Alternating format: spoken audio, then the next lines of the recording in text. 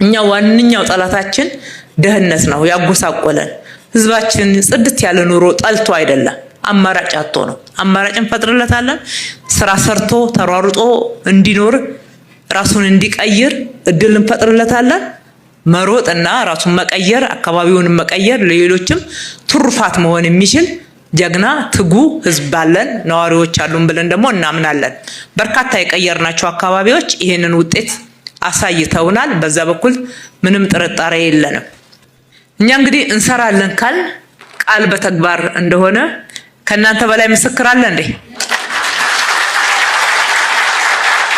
በደንብ ያላሰብንበትን ያልተዘጋጀንበትን ቃል አንገባም። ተዘጋጅተን ነው ቃል የገባነው። ዛሬ ደግሞ ቃላችን ወደ ፍጻሜ ገባ ዘንድ አስጀምረናል።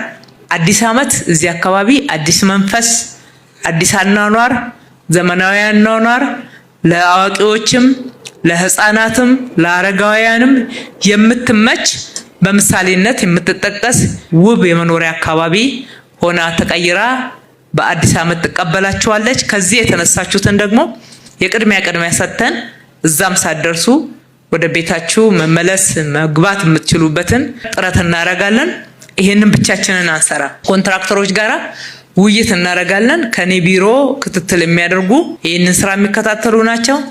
ዲዛይንና ግንባታ ቢሮአችን ፈጥኖ በመስራት በጥራት በመስራት በቁጠባ ሀብትን በማስተዳደር የሚታወቅ ቢሮ ነው። የአዲስ ከተማ ስራ አስፈጻሚ ከነካቢኔው በትጋት በታማኝነት ህዝብን የሚያገለግል አመራር ነው። የግንባታ ቁጥጥር አስፈጻሚዎች እዚህ ያላችሁ ጥራትን ለማስጠበቅ ማለት ነው። ይሄ ሁሉ ተባብሮ በፍጥነት በጥራት በቃላችን መሰረት ተመልሰን እናገኛችኋለን።